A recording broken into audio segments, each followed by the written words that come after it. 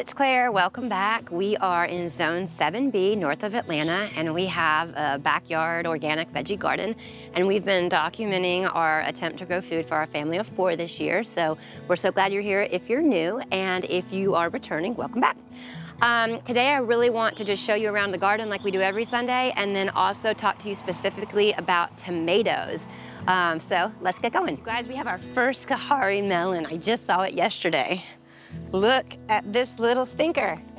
Look how cute that is. I've never grown these before, but we're big fans of Roots and Refuge Farm, and we learned about this plant from their channel and decided that we would plant it this year.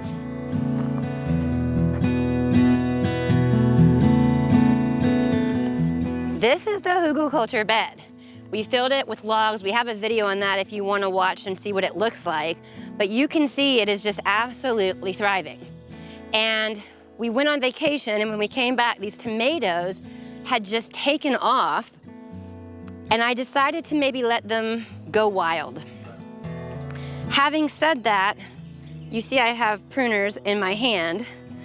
I don't know that I still feel good about that decision because they're getting so bottom heavy, and I'm afraid that it might attract disease.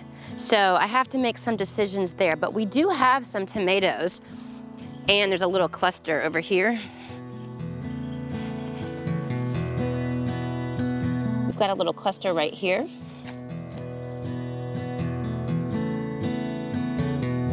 So last year, we trained all of the tomatoes to a single stem, and a lot of people do that in the South because of the humidity, just to help avoid disease. But our tomatoes did not do well last year, and I've always kind of wondered if maybe there was something in the over-pruning process that I did wrong.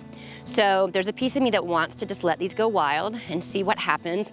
But then I also am so excited about the crop. Look, we have more tomatoes. I just saw there and there. Oh my goodness. And there's even a cluster down here.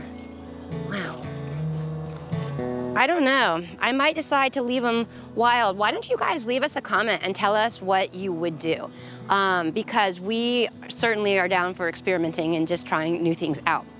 This bed over here is where the other tomatoes were. And you can just see, like, here's one right here. They're just not doing anything. So that's a really big difference between the two beds, considering they should, in theory, get the same amount of rain, same amount of sun. I mean, they're right beside each other. The major difference is this was filled with big box soil, this was filled with logs and compost. You see the squash?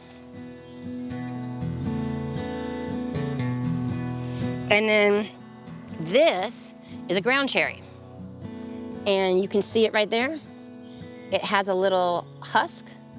And when that husk turns brown and yellowy, they'll be ready to eat. And then we've got some peppers. And some more peppers. Calendula. And this is another just giant tomato. It's just, you know, spilling everywhere. I think Don has it on his list of things to do to get this trellis tonight. So maybe by next week, you'll know what we've decided to do. And then this is celery. And I tore some of this off the other day just to have like a fresh leaf. And it's shockingly different from grocery store celery. I mean, if you like grocery store celery, you will love how this tastes because it's everything that's good about celery, but like 20 times more potent. It's just really, really shocking. Okay, so one of the things that you guys know is so important about growing food is the soil health. And as the example of the two beds behind me, one hugelkultur and one with big box potting soil shows, soil's different and plants thrive differently depending on the soil. So because I have all those tomatoes in there, really overcrowded, like way more crowded than they should be, I want to go bury some eggs in the soil underneath the plant so that they have access to extra nutrients, because I know they're going to be crowding each other out here in a little bit. So let's come do that. So let me show you over here on this side what I'm going to do.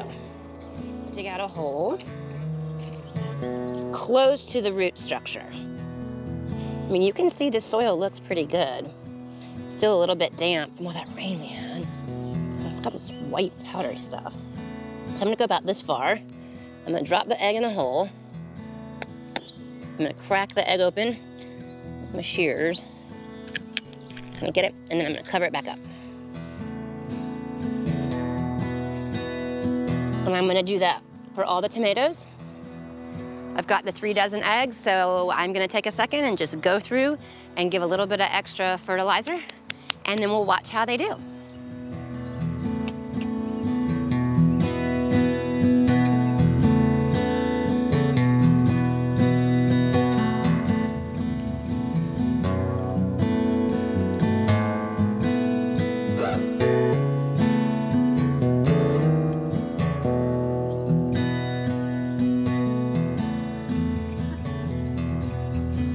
It's our very first bean. I don't think I realized we had beans over there. So that's even more exciting. But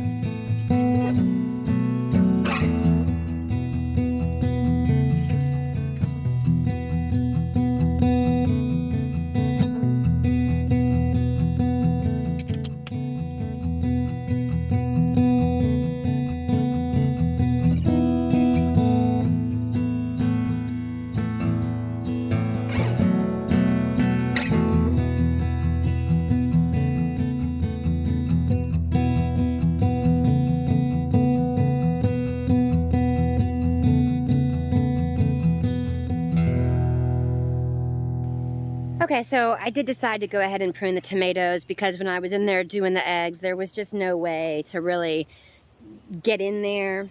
Like I'm getting bit. There was no way to get in there, and I could just tell they were getting tangled, and you really don't want, when it rains, for the rainwater to splash back up on your tomato leaves. So you always kind of want to trim off the bottom leaves that are the closest to the ground so that you can prevent, you know, disease as much as possible. And they were just all so tangled. I was really worried about the airflow and the ventilation. So, some of my trim-ins. I mean, those are still pretty full. So I feel like it was the right thing to do, but time will tell. Okay, so thank you so much for being here. You guys are making this journey so much fun. We almost have our very first 1,000 subscribers, so you guys are like with us from the beginning, and it means so much to us that you take time to watch the videos, that you check in every Sunday, and when you leave us comments and you let us get to know you and where you're located and what you're growing, it really just makes this experience like 20 times even greater than what we thought it would be like when we started this in January. So thank you so much. Have a great week, and we'll see you next Sunday.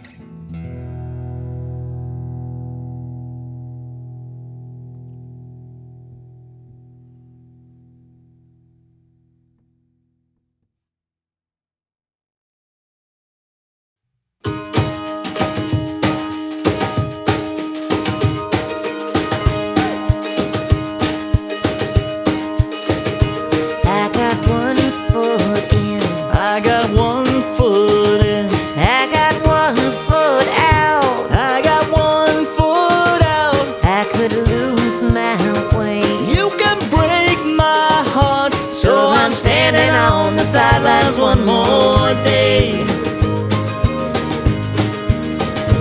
I can't trust myself. I've been burned before. Made too many mistakes. Watched him walk out that door. Not sure I can say what true love feels like. So I'm standing on the sidelines one more day.